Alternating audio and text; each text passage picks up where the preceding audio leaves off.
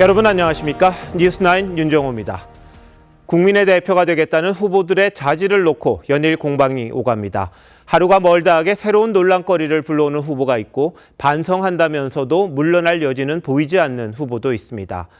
국회의원이 물론 도덕군자만 돼야 한다는 법은 없습니다. 그래도 평소에 자신이 이야기하던 것과 다른 삶을 살아왔다면 감히 대표가 되겠다고 나설 엄두가 안 날 텐데 그 정도는 이겨내야 여의도에 입성할 수 있는 모양입니다. 시시비비는 유권자들의 한 표로 결정된다는 거 명심하시고 올바른 후보가 누군지 잘 가려서 꼭 투표하시기 바랍니다. 어제 대국민 담화를 발표했던 윤석열 대통령이 오늘은 한 달째 집단 행동을 하고 있는 전공의들을 만나겠다는 뜻을 밝혔습니다. 의사단체들이 합리적인 안을 내놓으라고 했던 것에서 한 발 더 나간 건데 의료 공백을 해소할 전기가 될지 첫 소식 황선영 기자가 보도합니다. 충남 공주의료원을 찾은 윤석열 대통령이 응급실과 재활치료실의 의료진들을 격려하며 의료진들의 헌신이 자부심이 되게 최선을 다하겠다고 했습니다. 어려운 상황에서도 환자들을 위해 헌신하고 계시는 의료진 여러분께 정말 감사드립니다. 의료 현장 방문을 마친 뒤인 오후 6시쯤 대통령실은 국민들에게 늘 열려 있다며 윤 대통령이 전공의들을 만나 직접 이야기를 듣고 싶어 한다는 입장을 냈습니다. 많은 의료계 단체 중에서도 집단행동 당사자인 전공의와 먼저 대화에 나서겠다는 건데 어제 합리적인 단일안을 달라고 한 데서 한 발 더 나아간 겁니다. 하루라도 빨리 정부와 테이블에 앉아 무엇이 국민의 생명과 건강을 위한 길인지 논의에 나서야 합니다. 전국의대교수협의회가 대통령과 전공의 대표는 조건 없이 만나달라고 호소하고 국민의미래 인요한 선대위원장이 정부와 전공의의 비공개 면담을 제안한 뒤 윤 대통령이 이를 수용한 셈입니다. 대통령실 관계자는 이번 사태의 중심에 있는 전공의들의 의견을 먼저 듣겠다는 뜻을 밝힌 거라고 했습니다. 의료계와 직접 대화에 물꼬를 튼 윤 대통령은 보건의료 분야가 안보와 같은 국가의 본질적인 기능이라며 대규모의 재정 투입도 재차 약속했습니다. TV조선 황선영입니다. 윤석열 대통령이 전격적으로 만남을 제안했지만 전공의 단체는 아직까지 공식 입장을 내놓지 않고 있습니다. 앞서 교수단체 한 관계자는 조건 없이 서로 만나라며 읍소하기도 했는데 황민지 기자가 보도합니다. 윤 대통령의 전격 대화 제안에 대한전공의협의회 측은 침묵을 지키며 아직까지 공식 답변을 내놓지 않고 있습니다. 일부 전공의들 사이에선 신중한 반응이 나옵니다. 2,000명 증원을 고수해온 정부가 증원 규모까지 대화 안건으로 올릴 수 있을지 의문이란 겁니다. 일각에선 정부가 대화의 조건으로 증원 방침 백지화, 더 나아가 의대 정원 감축안까지 내놔야 한다는 주장도 나옵니다. 네, 이제 신뢰를 줘야 합니다. 지금 와서 아니야, 이 정도 테이블에 올리고 포기할 수 있어라는 말에 신뢰가 안 가는 거죠. 하지만 전공의들을 향해 좀 더 유연한 태도를 촉구하는 목소리도 잇따릅니다. 조윤정 전국의과대학 교수협의회 홍보위원장은 박단 전공의협의회 대표에 부탁한다며 윤 대통령이 박 대표를 초대하면 조건 없이 만나보라고 호소했습니다. 전공의 이탈로 빚어진 의료 공백 사태가 2달 가까이 이어지며 국민 여론과 병원 경영 상황도 악화되는 분위기입니다. 서울 아산병원과 세브란스 병원에 이어 오늘은 서울대병원도 비상 경영에 돌입했습니다. 여기에 병원 이탈 후 향후 진로 문제도 전공의들에겐 부담으로 작용할 수밖에 없습니다. 이같이 하루하루 악화되는 의료 환경이 전공의 정부 양측 모두에 대화를 압박하고 있다는 분석이 나오고 있습니다. TV조선 황민지입니다. 어제 윤석열 대통령 담화 이후 의료계와의 대화 움직임이 본격화하면서 국민의힘은 분위기 전환에 안간 힘을 쓰고 있습니다. 한동훈 비대위원장은 뭉치면 살고 흩어지면 죽는다고 단합을 강조했고 어제 대통령 담화에 부정적이던 일부 후보들의 기류도 바뀌었습니다. 황병준 기자입니다. 유세 차량에 오른 한동훈 비대위원장이 중요한 결전을 앞두고 서로 핑계를 대선 안 된다며 뭉쳐야 할 때라고 강조했습니다. 누가 탈당을 해야 되느니 누가 어떤 책임을 져야 되니 하는 거친 말들을 하는 분들이 계십니다. 뭉치면 살고 흩어지면 죽습니다. 어제 윤석열 대통령의 의대 증원 관련 담화 이후 일부 후보들이 대통령 탈당과 내각 총사퇴와 같은 주장을 내놓자 부족한 건 모두 자신의 책임이라며 내부 결속을 당부한 겁니다. 당 중진인 권성동 의원은 분열해서 이긴 선거는 없다며 유불리를 떠나 주어진 조건에서 최선을 다해야 한다고 했고 이용호 의원도 발언 수위는 지켜야 한다고 가세했습니다. 대통령 탈당을 요구했던 하문경 후보는 성급했다며 발언을 철회했습니다. 모든 정원 문제까지 포함해서 모든 걸 의논할 수 있다. 이렇게 바뀌었고 제가 좀 성급하게 좀 내질렀다 이런 생각을. 한 위원장은 오늘 하루 캐스팅 보트로 불리는 충청권 유세에 집중했습니다. 한 위원장은 충남과 세종, 대전, 충북 등 충청권 12개 지역을 1시간 단위로 이동하며 지지를 호소했습니다. 내일은 충북과 강원, 경기 북부를 찾아 유세를 이어갈 예정입니다. TV조선 홍병준입니다. 빨간불이 켜진 수도권 지역 후보들은 중도층 표심에 호소하고 있습니다. 당을 상징하는 빨간색 대신 하얀색 점퍼로 바꿔 입는 후보들이 많아졌고 진보 진영의 전유물로 여겨지던 장애인 기후 공약에도 앞장서고 있습니다. 왜 그러는 건지 이태희 기자가 알아봤습니다. 험지로 꼽히는 서울 강서울에 출마한 국민의힘 박민식 후보가 빨간색 대신 흰색 점퍼를 입고 유세에 나섭니다. 기호 2번 박민식입니다. 당보다는 인물과 공약을 봐달라는 선거 전략을 내세운 겁니다. 인물 경쟁력으로 득표에 틀림없이 도움이 된다 이렇게 믿고 있습니다. 투표일이 가까워질수록 흰색 옷을 입은 후보가 늘어나는 건 그만큼 여당의 어려운 수도권 상황을 보여주는 거란 분석도 나옵니다.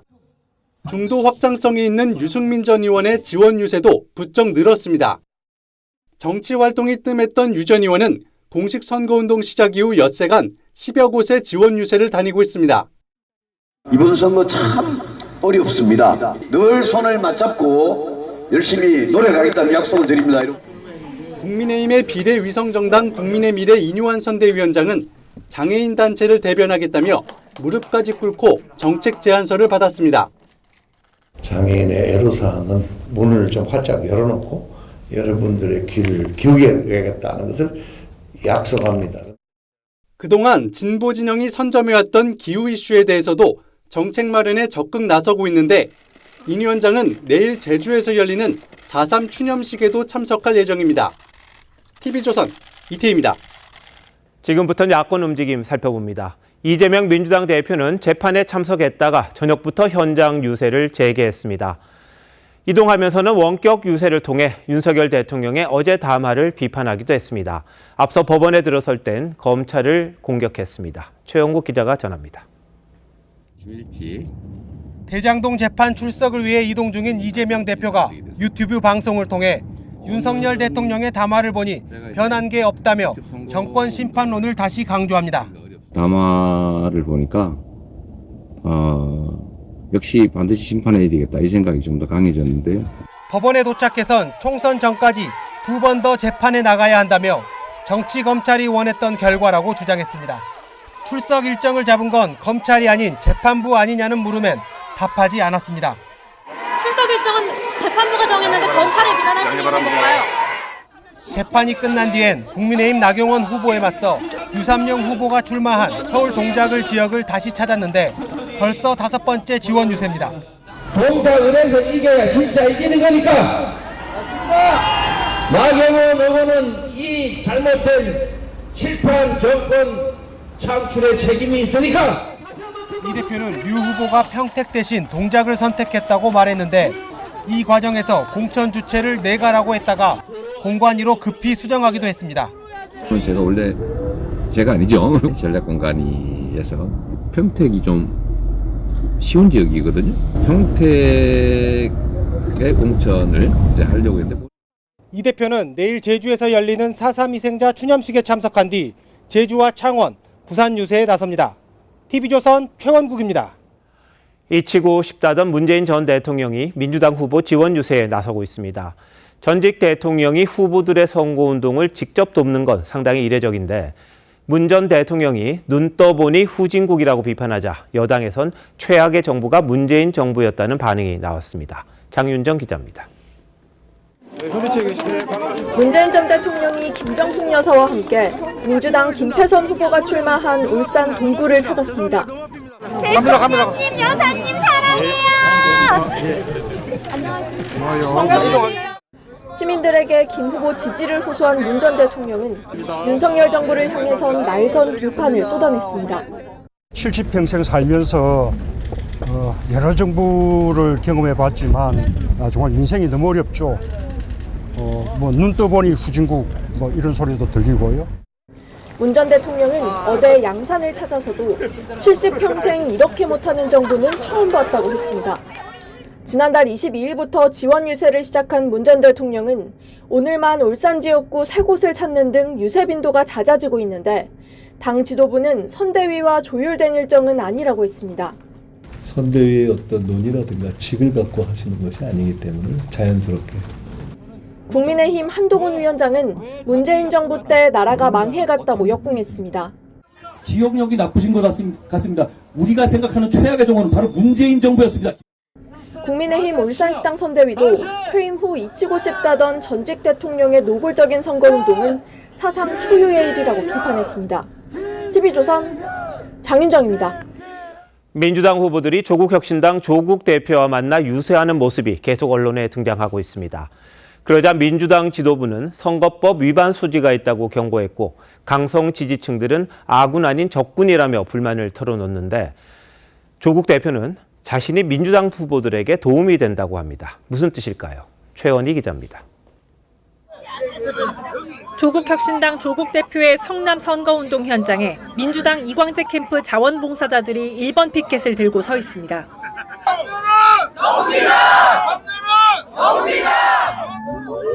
지난달 29일엔 친문계 민주당 복귀왕 후보도 조 대표와 포옹하고 사진을 찍었고 조국은 하나다!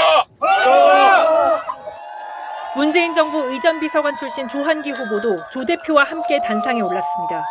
조한기 후보도 조국혁신당을 지지한다고 말하면 안 됩니다.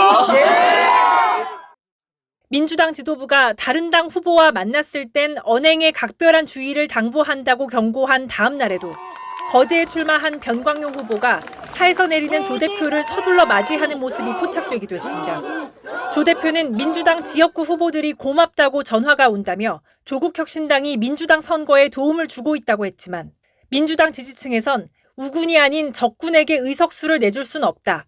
조국이 살면 이재명이 죽는다며 불만을 나타냈습니다. 문재인 전 대통령이 민주당뿐 아니라 새로운 미래와 조국혁신당 모두 좋은 성적을 거둬야 한다고 말한 것도 논란입니다. 당장 이낙연 대표는 문 전 대통령이 민주당을 넘어 범야권의 선전을 응원한 거라고 의미를 부여했습니다. TV조선 최원입니다.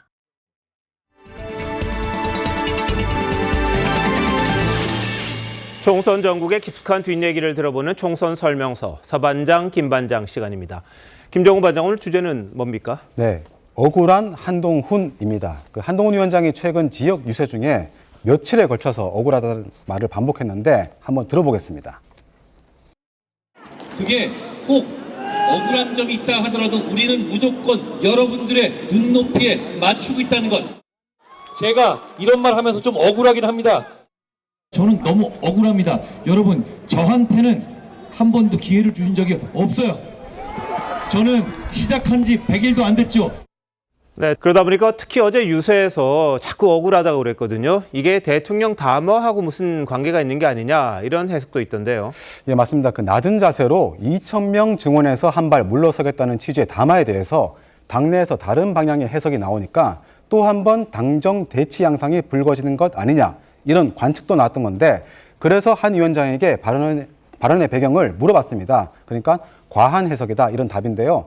정치를 시작한 지 100일도 안 된 만큼 과거 구태 정치에서 자유로우니까 기존 정치인들에 대한 비판의 지점과 다르게 잘 바꿀 수 있다, 이런 취지라는 설명이었습니다. 그리고 그런 오해를 불식시키기 위해서 오늘은 서로 핑계대지 말고 뭉쳐야 한다는 걸 계속 강조했습니다. 한 위원장 본인 설명은 그렇다 하더라도 최근 여권 상황을 보면 억울까지는 모르겠지만 답답한 거는 분명할 것 같아요. 좀 억울하기도 한데 예. 한동훈 비대위 출범 이후에 순항하던 국민의힘이 불과 한 달 사이에 이렇게 수세에 몰린 건 외견상으로는 이른바 용산발 리스크가 불거진 이유도 있습니다만, 여권 내부에선 공천 막판 불거진 윤한 갈등 양상이 이 지지층을 와해시켰다, 이런 분석이 더 많습니다.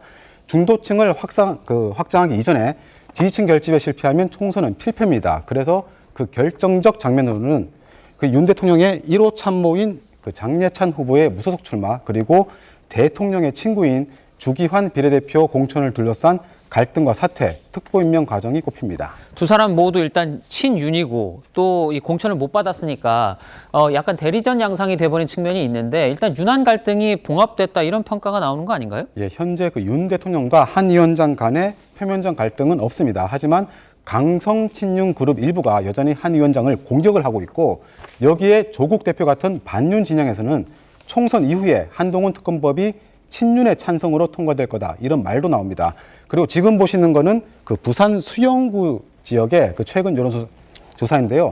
그 국민의힘과 그 무소속 후보 둘 사이의 분열이 전체 여권 진영의 현 상황을 적나라하게 보여준다, 이런 시각이 여권 내에서 팽배합니다. 결국 윤심과 한동훈 체제의 화학적 결합이 시급하다는 겁니다.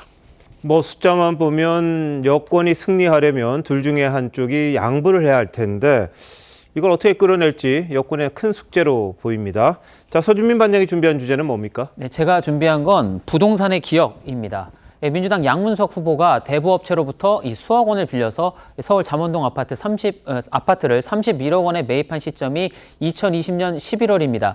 그 즈음에 나왔던 기사 제목을 한번 보실까요? 이 집값 갈등에 부부간 살인까지 부동산 불로 겪는 사람들이란 제목이죠. 이 아파트 매매 가격이 1년 만에 8% 넘게 상승하면서 집이 없어 상대적인 박탈감을 느끼는 사람들이 많아졌고, 급기야 부동산 문제로 부부싸움에 살인까지 이어졌다는 내용입니다. 저 때가 그 부동산 폭등기인 문재인 정부 말기잖아요. 네. 그때 저도 이 전세가 폭등으로 아주 애를 먹었던 기억이 나는데, 네. 그 과감한 결단으로 집을 산 양 후보는 당시 저런 기사들을 보면서 어떤 생각이 들었을까 좀 궁금해지네요. 예, 이 문재인 대통령은 부동산 문제만큼은 자신 있다라면서 28차례나 부동산 규제 정책을 쏟아냈습니다. 민주당 정책위 부의장이었던 양 후보 스스로도 부동산을 잡기 위해 더 혁신적인 조치들이 나와야 한다라고 강조했지만, 자신은 대부업체에 이어 편법 대출까지 받아가며 강남 아파트를 산 겁니다. 이 공영훈 후보 역시 문재인 정부 부동산 규제 정책 중 하나였던 이 토지 거래 허가구역 지정 하루 전에 군복무 중인 아들에게 수억 원대 부동산을 증여했고요. 문재인 정부가 대선에서 패배한 이유, 정권을 내진 이유, 그중에 하나가 이제 부동산 정책 때문이다, 이런 평가가 좀 있었잖아요. 네. 그러다 보니까 지금 총선 국면에서 민주당이 이 부동산 민심을 건드릴까 싶어서 좀 조마조마하다, 이런 이야기도 있죠. 예, 그럴 겁니다. 특히 공천 과정에서 임종석 전 의원 등 친문 후보들을 공천 배제한 이유로 친명계는 당시에 내로남불, 또 부동산 정책 실패 등과 관련된 전 정부 인사들이 총선에 나오면 정권 심판론이 희석될 수 있다는 점을 들었었죠. 그런 점에서 문재인 전 대통령이 선거 전면에 최근 나서고 있는 걸 마뜩치 않아 하는 친명계 일각의 시각도 있습니다. 굳이 부동산 정책 실패 등 전 정부 때의 기억을 떠오르게 할 필요가 없다라는 겁니다. 그렇다면 논란이 되고 있는 후보 공천을 취소하면 되는 거 아닌가요? 예, 근데 또 그렇게 간단한 문제는 아닌 것 같습니다. 민주당은 일단 후보들의 부동산 의혹이 전체 판세를 흔들 정도는 아니라고 보는 듯합니다. 오히려 지금 와서 후보 자격을 박탈할 경우에 공격의 빌미를 주면서 여론의 주목도만 올려줄 수 있다라는 판단도 깔려 있습니다.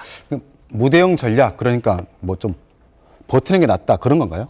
그렇습니다. 다만 작은 바람에도 결과가 바뀔 수 있는 이 박빙 지형의 경우에는 악재가 될 수 있다는 우려도 적지가 않습니다.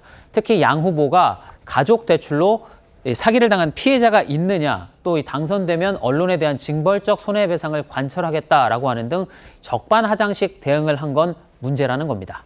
자, 이재명 대표가 경기지사 시절에 아마 부동산 가지고 있는 공직자들에서 상당히 엄격했던 걸로 기억이 나는데, 이 전략적 무대응이 어떤 결과를 가져올지 한번 좀 지켜봐야겠습니다.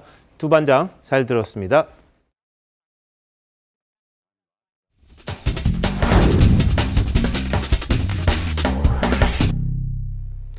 격전지를 가다 오늘은 4년 만에 같은 후보가 다시 맞붙는 서울 중랑갑으로 가봅니다.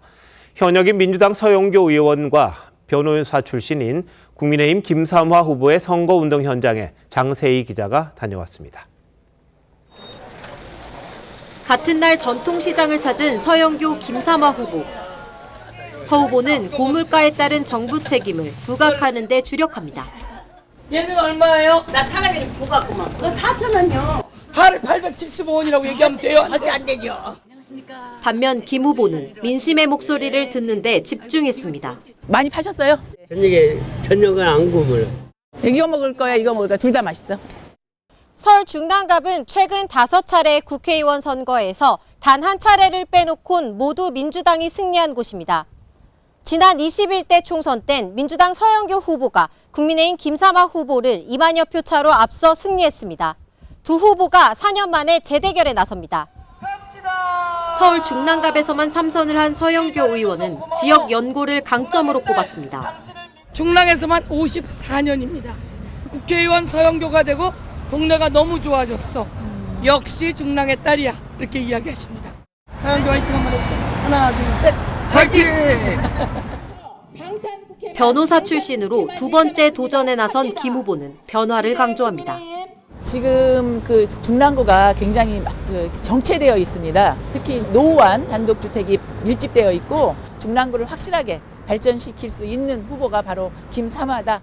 네, 기도하셨어요? 네, 열심히 할게요. 예, 감사합니다. 필승할게요. 서 후보는 지역사랑 상품권 확대를, 김 후보는 재개발 재건축 속도를 1호 공약으로 내세우고 있습니다. 경제를 살리기 위해서 소비자도 판매자도 모두 좋아하는 지역사랑 상품권 발행을 확대할 겁니다. 재개발, 재건축을 원하는 주민들의 수요에 맞춰서 신속하게 재개발, 재건축을 할 수 있도록 노력을 하겠고요. 정부 심판과 현역 의원 심판을 앞세운 두 후보가 중랑갑 유권자들의 선택을 기다리고 있습니다. TV조선 장세입니다. 민주당은 양문석 후보의 부동산 리스크에 거리를 두는 모습입니다만 양 후보가 서울 잠원동 소재 아파트를 구입하는 과정에서 벌어진 11억 편법 대출 논란은 가라앉지 않고 있습니다. 저희는 앞서 양 후보가 해당 주택과 관련해서 가격을 축소 신고했다는 의혹을 단독 보도해드렸는데 이와 관련해서 선거관리위원회가 조사에 들어갔습니다. 오현주 기자입니다. 경기도 선거관리위원회가 민주당 양문석 후보가 신고한 재산 목록을 다시 들여다보기 시작했습니다. 현행법상 후보자는 공시가격과 실거래가 가운데 높은 액수를 기재해야 하는데 양 후보는 부부 소유의 서울 잠원동 아파트를 실거래가보다 낮은 공시가로 9억 6천만 원가량 축소 신고한 의혹을 받고 있습니다. 선관위 관계자는 사실관계 확인 후 사안이 경미하면 경고 조치, 중대하면 고발 조치까지 가능하다고 했습니다. 편법 대출 논란도 계속되고 있습니다. 주택을 처분해 빚을 갚고 차익이 생기면 기부하겠다고 했던 양 후보는 2시간여 만에 새마을금고 이사장이 정상대출이란 입장을 밝혔다는 내용의 기사를 공유했습니다. 민주당도 공천심사 때 서류를 누락한 경우가 아니면 당이 대응할 문제가 아니라는 입장을 고수했습니다. 위법성에 대한 시비가 제기된 경우는 공천 이전 단계에서는 저희들이 할 수 있는 방법으로 최대한 이렇게 조사를 했고요. 국민의힘은 양 후보 사퇴를 요구했습니다. 음주운전을 했는데 음주운전에 썼던 차를 팔겠다. 그러면 용서해 줄 수 있는 거예요? 금감원은 내일 양 후보 딸의 사업자 대출을 해준 대구 수성 새마을금고에 검사팀을 파견해 공동조사에 착수합니다. TV조선 오현주입니다. 민주당 김준혁 후보가 과거 쏟아낸 말들도 선거를 목전에 둔 상황에서 또 하나의 변수죠. 김 후보가 과거 이화여대 초대 총장이 이대생들을 미군 장교에 성상납하도록 시켰다고 발언한 것과 관련해 이화여대가 후보 사퇴를 요구했습니다. 이 같은 김 후보의 막말 논란에 이어서 역사관을 의심하게 하는 과거 발언이 새롭게 드러났습니다. 이번에는 6.25 참전을 고마워하면 친미 사대주의라고 주장한 발언이 논란입니다. 김하림 기자가 보도합니다. 민주당 김준혁 후보의 이대생 성상납 발언에 대해 이화여대가 사과와 사퇴를 공식 요구했습니다. 본교 구성원에 대한 명예훼손 발언에 깊은 유감을 표한다며 법적 조치를 예고했습니다. 또 본교 이미지를 크게 실추시킬 뿐 아니라 여성 차별적이고 왜곡된 시각으로 여성 비하 의도를 담고 있다고도 했습니다. 미군 정시기에 이화여제대 학생들 미군 장교들한테 성상납시키고 그랬잖아. 일본군 위안부 피해자 이용수 할머니는 말 같지 않은 소리라고 일침했습니다. 국민의힘 한동훈 위원장은 감옥 갈 얘기라고 했고 여당 지역구 후보는 사퇴를 요구했습니다. 이화여대 초대 총장, 졸업생, 그리고 재학생 등 모든 구성원들을 능멸한 김준혁 후보는 즉각 후보에서 사퇴하십시오. 국민의미래 비례 여성 후보들도 내일 김 후보 선거사무소 앞에서 사퇴를 촉구할 예정입니다. 김 후보가 2017년 한 유튜브 방송에서 6.25 참전을 고마워하면 친미 사대주의자라는 취지의 발언을 한 사실도 드러났습니다. 6.25 전쟁 때 미국이 참전해서 우리나라를 구해줬다라고 하는 이 생각하고 지금 친미 사대주의 생각하고 똑같은 거예요. 김 후보 측은 성상납 발언 논란에 대해선 자극적인 부분만 편집해 매도하고 있다며 학문적 논거 없이 일방적 주장은 하지 않는다고 했는데 이화여대의 사퇴 요구와 친미 사대주의 발언에 대해선 입장을 밝히지 않았습니다. TV조선 김하림입니다. 양부남 민주당 후보는 2004년에 구입한 서울 한남동 주택이 논란이 되자 실거주 목적이었고 재개발 호재를 노린 것도 아니라고 설명했습니다. 그런데 저희가 취재를 해보니까 이 양 후보 측이 집을 산 시점은 한남동 일대가 뉴타운으로 지정되면서 매수세가 증가하던 때였던 것으로 확인됐습니다. 정수영 기자가 단독 취재했습니다. 남쪽으로 한강 조망이 가능해 강남을 능가할 거란 평가를 받는 서울 한남 재개발 구역입니다. 신도시가 하나 들어선다고 봐야죠. 평당 1억은 다 넘게 보죠. 양부남 후보 측은 2019년 이 구역의 다가구 주택을 20대인 두 아들에게 증여했습니다. 총선을 앞두고 아빠 찬스 논란이 일자 검사 출신인 양 후보는 2004년 서울 근무를 대비해 실거주 목적으로 산 것이라고 설명했습니다. 특히 재개발도 2020년 확정된 만큼 개발을 노린 투자도 아니란 입장입니다. 하지만 현장의 반응은 다릅니다. 양 후보의 부인이 집을 구입한 건 지난 2004년 3월 한남동 일대가 뉴타운으로 지정된 지 넉 달 만이었습니다. 부동산 중개업자들은 뉴타운 호재에다 미군 기지 이전까지 논의되면서 한남동 일대가 들썩였던 때라고 입을 모읍니다. 2003년도에 뉴타운 지정되니까 막 도도나도 덤벼들었죠. 아무것도 없는데, 그림도 없는데. 2004년도에 살 때 재개발이 된다는 걸 몰랐다는 거는 실거주 목적으로 샀다고 했을 경우에는 더 깨끗한 아파트를 샀겠지. 특히 해당 집은 양 후보 측이 살 때는 건축물 대장도 없다가 3년 뒤에야 생겼습니다. 건축물 대장이 없는 거면은 불법 건축물에 해당되는 거 아니에요? 건축물 대장이 없으면은 그렇겠죠. 모범 건물이실 수도 있고요. 양 후보는 처형의 추천과 아들의 대학 진학 준비를 위해서 구입한 것이라 뉴타운 지정과 투자 수요는 알지 못했다며 최근까지 아들과 세입자가 사는 등 문제가 없었다고 해명했습니다. TV조선 정수양입니다. 민주당 공영훈 후보는 아들 부동산 증여 문제에 이어서 딸의 부동산 문제까지 불거졌습니다. 30대 초반의 딸은 공 후보에게서 일부 증여를 받아서 20억 넘는 아파트를 산 것으로 파악돼서 아빠 찬스라는 말이 나왔는데요. 공 후보는 젊은이들이 영끌과 갭 투자를 많이 한다고 했습니다. 여러분들 생각은 어떠신가요? 조성호 기자의 보도입니다. 경기 화성 후보들의 라디오 토론회에선 민주당 공영훈 후보 자녀의 부동산 문제를 놓고 설전이 이어졌습니다. 개혁신당 이준석 후보는 공 후보의 딸이 한강변에 있는 재개발 예정 아파트를 사들인 경위를 추궁했는데 대출 한 10억 끼고 그다음에 전세까지 껴가지고 샀다. 이런 걸 영끌 갭 투자라고 하는 거 아닌가요? 영끌 갭 투자 젊은이들 많이 하잖아요. 공 후보는 문제가 없다면서도 아빠 찬스는 인정했습니다. 전혀 지원이 없으십니까? 일부 정여가 있었는데 정여세 다 냈습니다. 공 후보의 딸 부부는 지난해 10월 22억 1천만 원에 해당 아파트를 샀는데 절반이 금융권 대출이었고 공 후보가 증여를 통해 자금을 보탰다는 겁니다. 하지만 이 후보는 아파트 취득세와 매달 갚아야 할 대출금 액수를 언급하며 젊은이들이 쉽게 할 수 있는 영끌 갭 투자가 아니라고 꼬집었습니다. 국민의힘 한정민 후보는 공 후보 아들이 군복무 중 수십억 원대 건물을 증여받은 사실을 다시 소환했습니다. 국민 눈높이에 맞지 않으시면 사퇴하시는 것이 맞다고 생각하는데 어떻게 생각하실까요? 국민 눈높이에 맞지 않다는 점에 대해서는 몇 번 다시 겸하게 받아들이고. 논란이 커지자 민주당은 진화에 나섰는데 법적으로 문제가 되지 않는데 이것을 정말 어렵게라도 영끌해서 한다라는 그런 현상이 존재하는 것은 사실이잖아요. 국민의힘은 갭 투자의 정당성을 주장할 게 아니라 부모 찬스 논란에 대해 사과하라고 꼬집었습니다.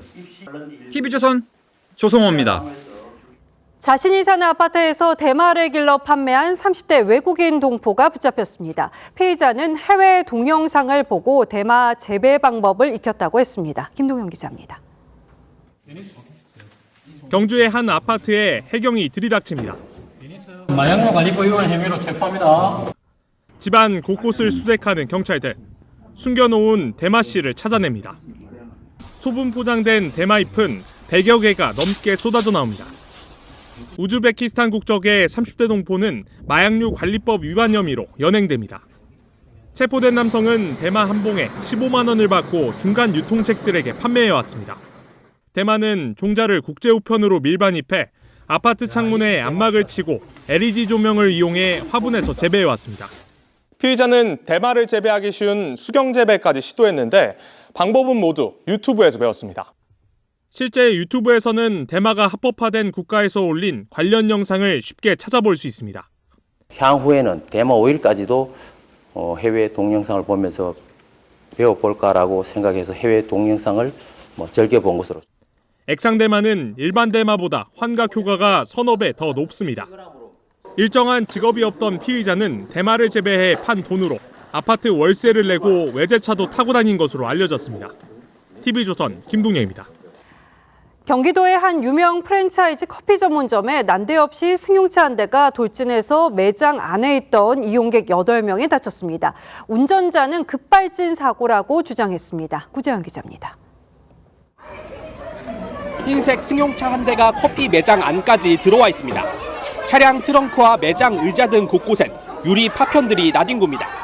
차에서 내리는 여성 운전자는 당황한 기색이 역력합니다.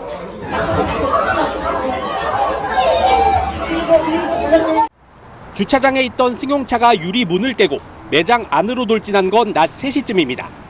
보행로 안전 철제 구조물도 차에 밀려 엿가락처럼 휘어졌습니다. 도착했는데 차가 이제 앞으로 돌진을 해서 유리 뚫고 매장 안쪽까지 들어가 있는 상태였어요.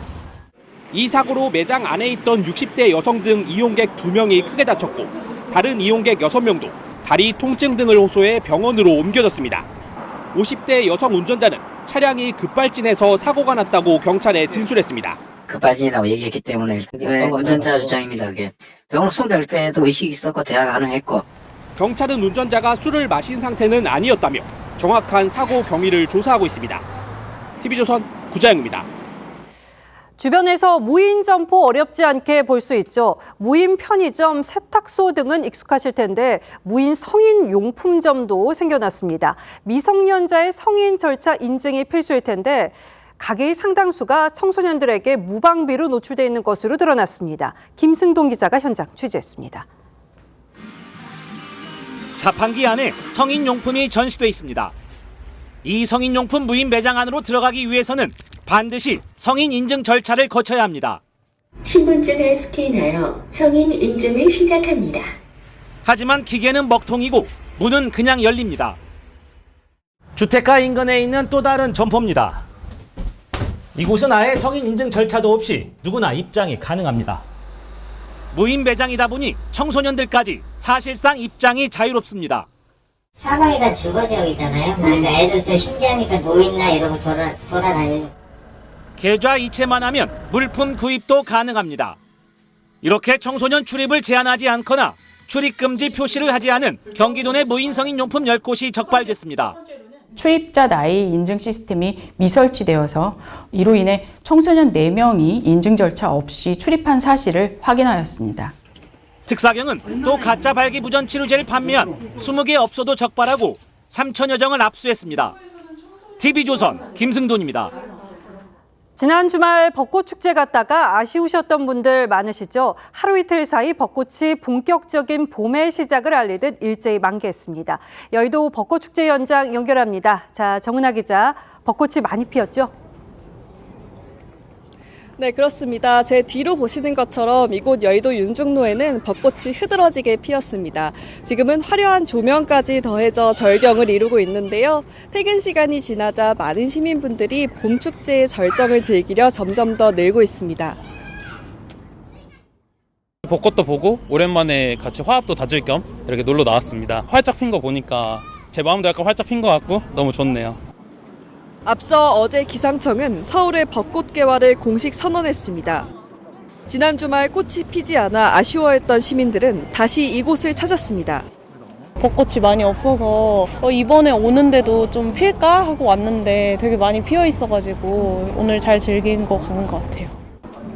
고궁을 비롯한 서울 시내 곳곳도 꽃구경에 나선 시민들로 붐볐습니다.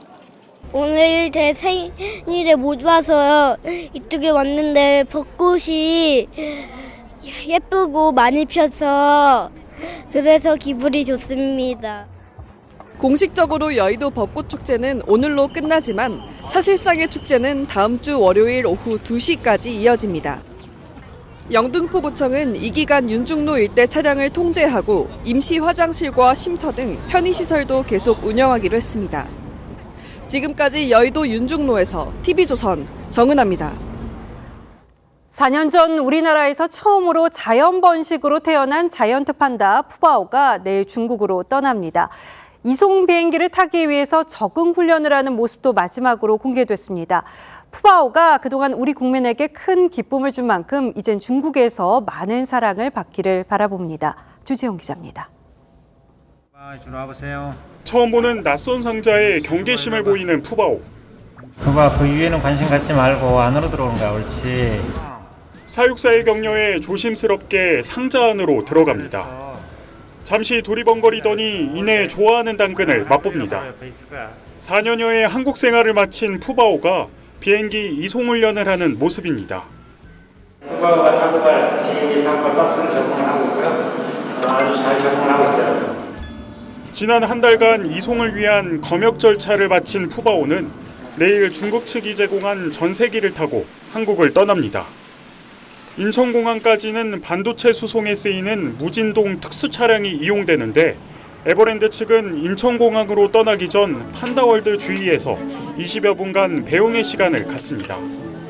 하지만 차량 내부가 보이지 않아 관람객들이 푸바오의 마지막 모습을 볼 수는 없습니다. 첫정이라고 표현을 하는 것처럼 푸바오는 저에게도 첫정인데 아마 올해 평생 잊지 못할 푸바오의 기억이 저에게 가슴 가득 있는 것 같아요. 신드롬까지 만들며 큰 사랑을 받았던 푸바오.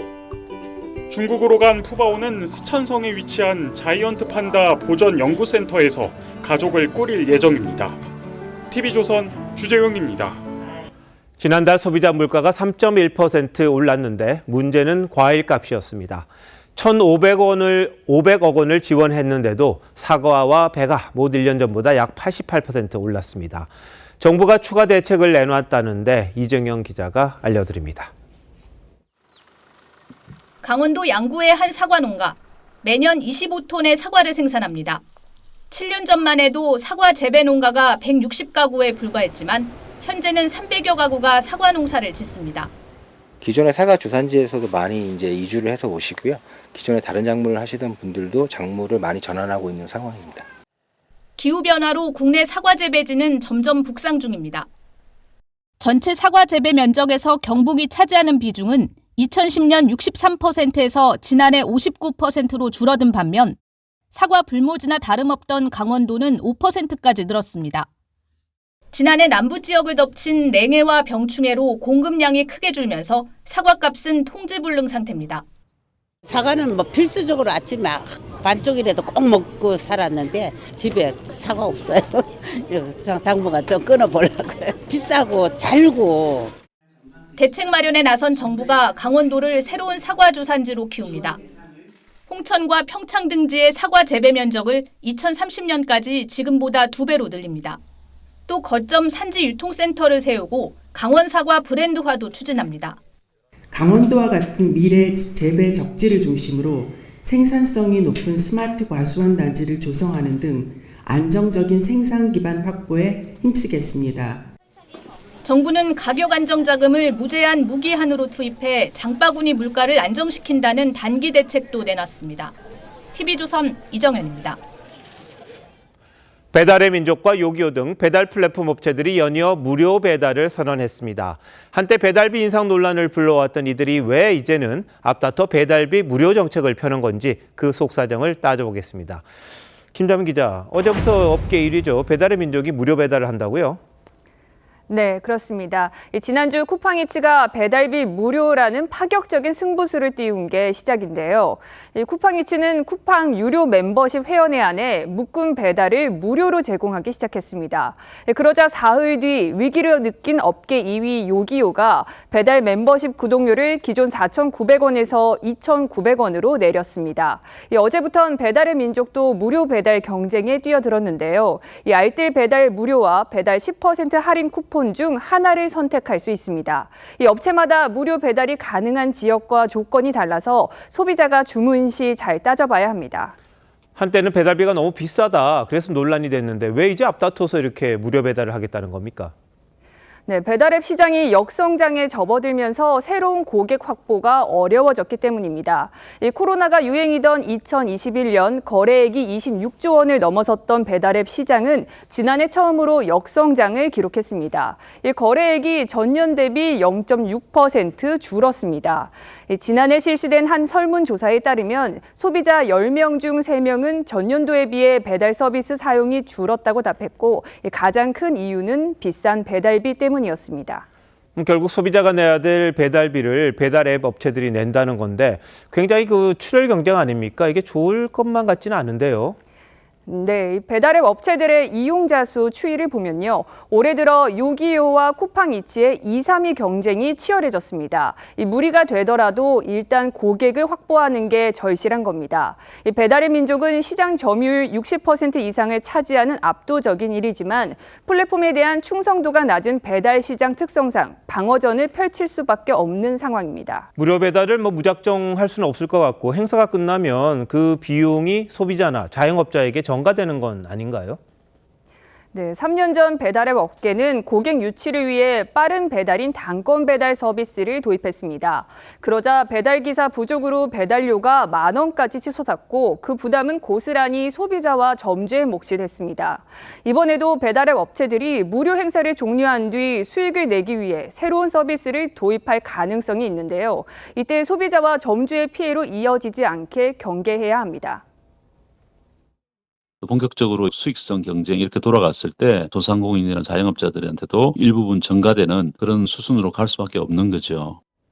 배달업체들 간의 이른바 치킨 경쟁, 이게 또 소비자나 자영업자들에게 피해가 돌아가지 않도록 좀 면밀히 살펴봐야겠군요. 김자민 기자, 잘 들었습니다.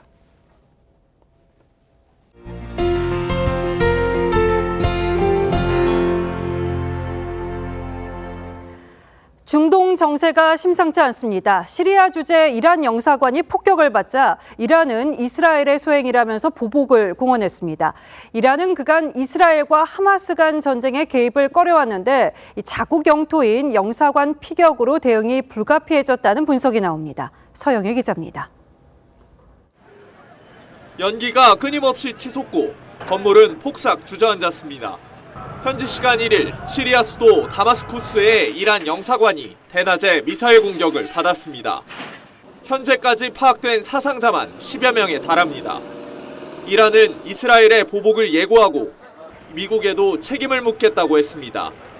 عرض کردم که رژیم میدونه که این نوع اقدامات هیچ موقع بی‌پاسخ نمونده و قطعاً نخواهد بود. 이란의 수도 테헤란에선 복수를 다짐하는 대규모 집회가 열렸습니다. 친이란 세력인 시리아와 레바논 헤즈볼라 등도 비난 성명을 낸 가운데 유엔 안보리는 긴급회의를 소집했습니다. 하지만 이스라엘은 공식 입장 없이 강경 노선을 고수하고 있습니다. 불리한 외신 보도를 통제할 수 있는 법안을 통과시키고 아랍권 대표 언론인 알자지라를 며칠 내 폐쇄할 것이라고 했습니다.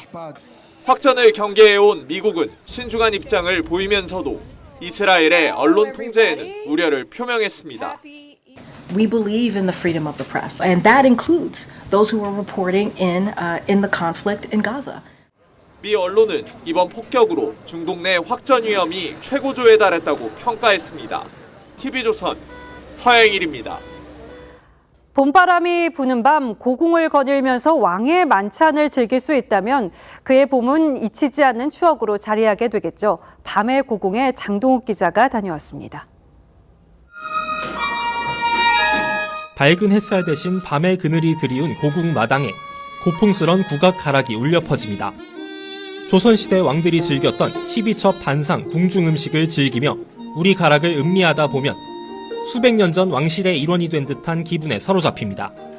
기존 야간 개방 때는 공개되지 않는 경복궁 북측 권역에서 펼쳐지는 별빛 야행 행사입니다. 채식주의자 관람객들을 위한 채식 메뉴도 새롭게 준비됐습니다.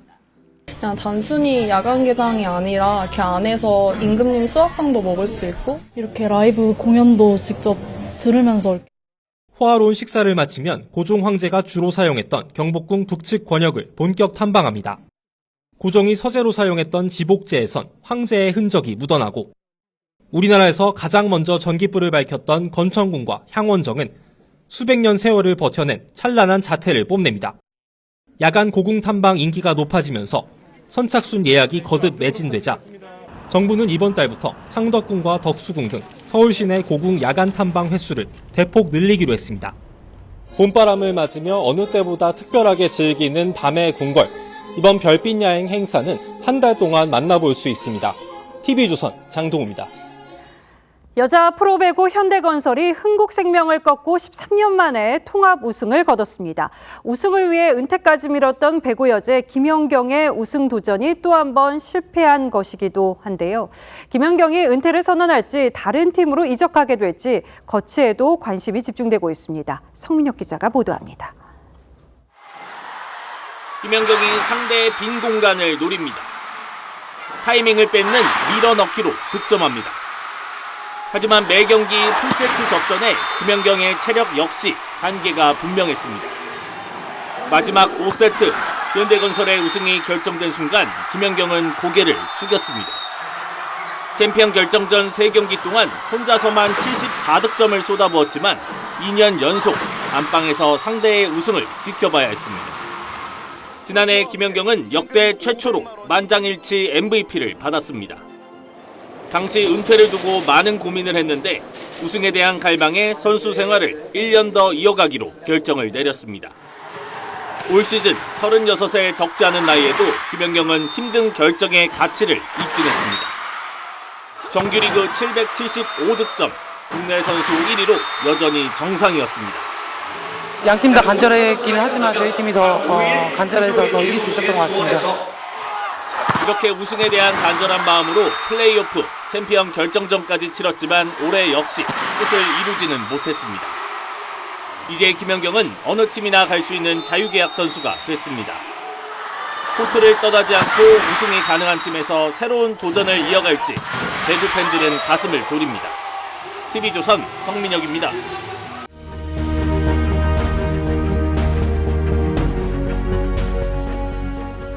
신의 구원을 받을 작고 선한 것으로 시인은 파를 생각합니다.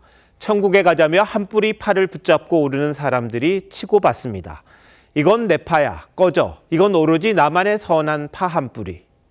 파까지 편가르는 세상을 시인이 야유합니다. 시계 바늘은 12시부터 6시까지는 우파로 돌다가 6시부터 12시까지는 좌파로 돈다. 세수는 두 손바닥으로 우편향 한 번, 좌편향 한 번. 함께 가는 좌파와 우파 사이에서 허파도 살아 숨쉽니다. 먹고 사는 문제에 좌우가 다를 수 없으니까요. 대파 안단값에 민심이 출렁이던 말입니다. 국민들의 불편을 조속히 해소해드리지 못해 대통령으로서 송구한 마음입니다. 윤석열 대통령이 대국민 담화를 발표하면서 송구하다고 했습니다. 이태원 참사, 엑스포 유치 실패에 이은 세 번째 담화자, 두 번째 사과의 표현입니다. 부활절의 한 약속도 다시 했습니다. 자세를 낮추고 국민 목소리에 귀 기울이겠다. 대통령은 의료계가 합리적 방안을 가져오면 얼마든 논의하겠다고 말해 대화의 문틈을 열었습니다. 하지만 귀 기울이기에는 미흡했습니다. 담화가 열린 브리핑룸엔 기자가 없었습니다. 대통령은 51분 동안 11,385자를 읽어 내려갔습니다. 최근에 이종섭 황상무 사태, 부인 논란, 그리고 대파로 상징된 민생 문제. 국민이 더 듣고 싶은 것들이 많았을 텐데 의료 사태에 집중했습니다. 대통령은 김 여사 문제를 좀 아쉽다고만 하고 지나쳤죠. 이 대사는 25일을 끌다가 사퇴했습니다. 효과는 빗발했습니다. 오늘은 전공의들을 콕 집어 만나겠다고 했습니다. 미리미리 손을 내밀었다면 어땠을까요? 괴테가 말했습니다. 방앗간 주인은 생각한다. 보리는 내 풍차가 돌게 하려고 잘한다고. 민주당이 이재명에 의한 이재명을 위한 당처럼 돼가는 사이 대통령과 여당은 반사이익을 누린 게 사실입니다. 하지만 잠깐이었습니다. 야당이 대통령의 대파 발언을 거두절미하긴 했습니다만 민심이 그렇게 예민한 겁니다. 표심도 마찬가지입니다. 대통령이 강서 참패 직후 했던 말 기억나십니까? 국민은 늘 옳다. 그 말을 잊은 건 아니겠죠. 4월 2일 앵커 칼럼 오늘 대파 한단의 민심이었습니다.